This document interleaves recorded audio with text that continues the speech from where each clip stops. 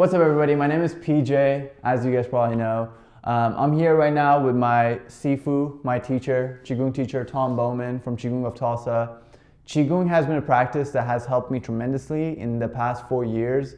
And during times like this, I think it's super helpful to do practices that help us ground ourselves, but also boost our immune system, especially in the absence of something like a gym, a sauna, all the things that we used to use to ground ourselves. Qigong is something that you can do at your home, just using your body and your mind, and it's extremely powerful and it could totally change your life. So my Sifu was kind enough today to share some basic Qigong exercises with all of us that could help us during this time. So Sifu, if you want to introduce yourself real quick. Hi, I'm Tom Bowman, and I'm the owner and chief instructor at Qigong of Tulsa. I am a clinical practitioner and a certified Qigong teacher. And how long have you been teaching? We've been doing this 20 years. Okay, wow.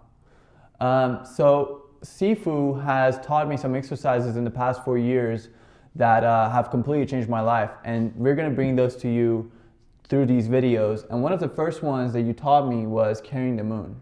Right. Do you want to explain carrying the moon a little bit for the people that might be seeing it for the first time?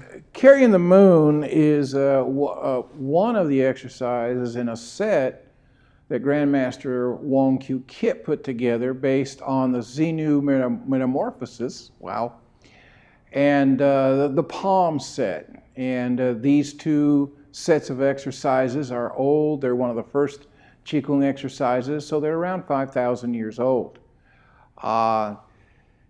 What he has been able to do is combine these exercises, whereas some are just simple doing this and we use one of those. But for the most part, this exercise that PJ is talking about, which is carrying the moon, is a combination of various exercises that accomplish various things. For instance, you'll see him bend down.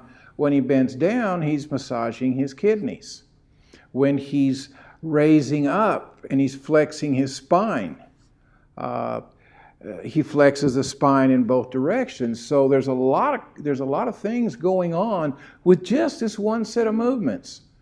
And where it comes in handy is when you see him doing this like that. He's also opening his third eye because he's looking through this hand configuration. It's a Buddhist hand configuration that helps open your third eye. So there's a lot of things going on. I'll try to explain them to you as he's doing them. We'll have to slow him down a little bit so that I can explain it. But we'll start with the first one, which is carrying the moon. Awesome. Okay?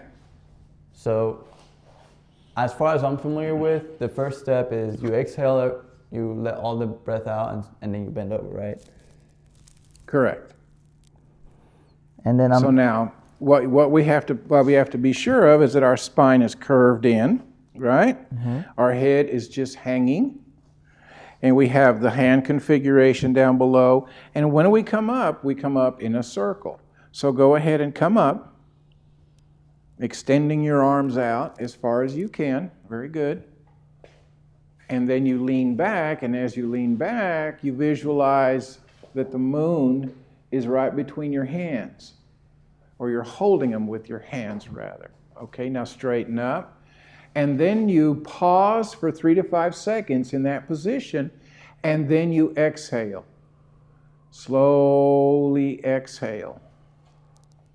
And then when you get down to this point, you pause 3 to 5 seconds before you do the same movement again.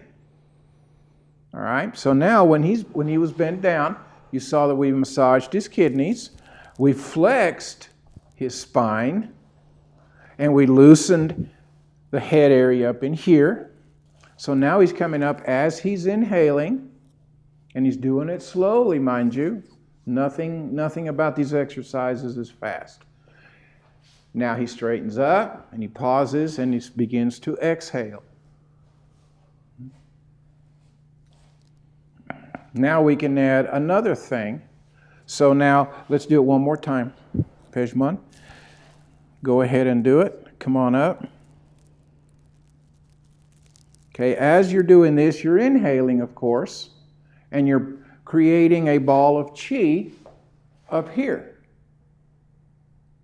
And so what you do when you pause and begin to exhale, you bring that chi into your body, all the way through your body, down and out the bottoms of your feet. At the end of it, and we always want to do multiples of 3, right? Correct. At the end of it, do I go on my toes and Not until, that's at the end of the session. Okay, session. All right? Okay. Yeah, the end of the session. Although this exercise looks super simple, when you do it for 3 to 6 months, every day, every other day, you will have some experiences with this simple exercise that are going to blow your mind. And obviously, it's been proven that energy healings and things as such are completely effective. And books such as Becoming Supernatural from Joe Dispenza talks about this phenomenon, and other books, obviously.